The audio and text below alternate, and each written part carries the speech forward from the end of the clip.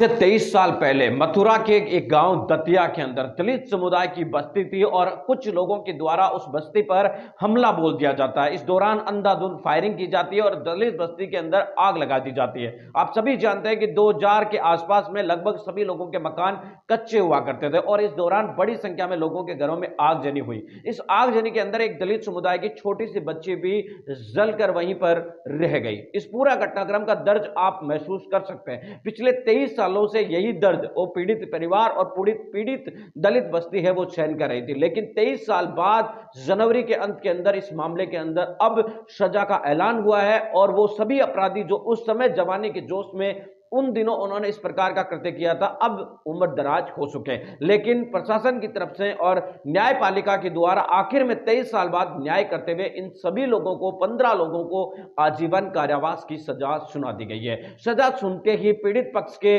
आंसू आ गए और उन्होंने कहा कि आखिर इंसाफ मिला तो सही। दरअसल अगर इस घटना को देखें तो नजर आता है कि एससी एसटी एक्ट क्यों जरूरी है। जातीय संघर्ष के अंदर यह घटनाक्रम हुई थी। अनुसूचित जाति और जनजाति के लोगों के अनुसूचित जाति के लोगों और यहां पर श्रवण समाज के लोगों के बीच जातीय संघर्ष हुआ था, जिसके अंदर श्रवण समाज के लोगों ने दलित बस्ती के अंदर जाकर वहां पर आग लगाती थी। एक मासूम बच्चे की जलकर वहां पर हत्या भी हो गई थी और उस दौरान अंधाधुंध फायरिंग भी की गई थी। इस पूरा घटनाक्रम का पिछले कई दिनों से लगातार 23 सालों से यह केस चल रहा था, जिसके अंदर ट्रायल भी हुई, हाईकोर्ट का स्टे भी हुआ, सब कुछ आया, लेकिन आखिर के अंदर कोर्ट की तरफ से अब एडीजे न्यायाधीश के द्वारा इस मामले के अंदर सजा का ऐलान कर दिया। पूरा घटनाक्रम अब आपको बता रहे हैं कि यह मामला उत्तर प्रदेश के मथुरा जिले के हाईवे थाना क्षेत्र के अंतर्गत आने वाले गांव दतिया में 23 साल पहले पंचायती भूखंड पर कब्जे को लेकर श्रवण और अनुसूचित जाति के बीच हुए जातीय संघर्ष के 15 आरोपियों को आजीवन कारावास की सजा सुनाई गई है। ADJ SC ST Manoj Kumar Mishra की कोर्ट ने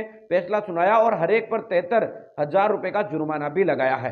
सजा सुनते ही दोषियों के परिजन और पीड़ित पक्ष दोनों ही रो पड़े। इस जातीय संघर्ष में अनुसूचित जातियों का तरफ से आरोप था कि श्रवण पक्ष ने उन पर अंधाधुंध फायरिंग की, घरों में आग लगा दी। फायरिंग के अंदर एक व्यक्ति की गोली लगी, वहीं आगजनी में 6 साल की मासूम भी जलकर राख हो गई थी। थानवा हाईवे के गांव दतिया में 23 जनवरी 2001 की सुबह करीब 7 बजे एक मामले को लेकर यह विरोध प्रदर्शन शुरू हुआ था। एससी एसटी के लोगों ने इसका विरोध किया था।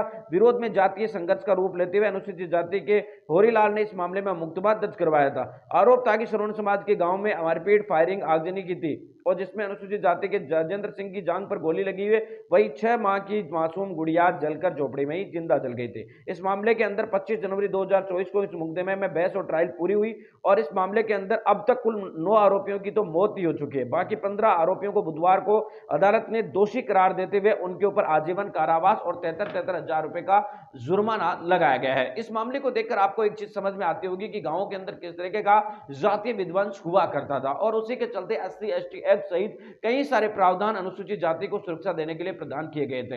हालांकि आपको बता दें कि आज भी लोगों की तरफ से इस तरीके के घटनाक्रम किए जाते हैं। कानून के लागू होने के इतने साल बाद भी लोगों के अंदर डर नाम की है वो चीज देखने को नहीं मिलती है और लगातार एससी एसटी एक्ट और कई सारे लोगों के खिलाफ मुकदमा और उन्हें हटाने की वो मांग इन लोगों के द्वारा की जाती है। अगर एससी एसटी एक्ट हट जाता है तो उन लोगों के लिए बहुत आसानी होगी दलितों के ऊपर फिर से अत्याचार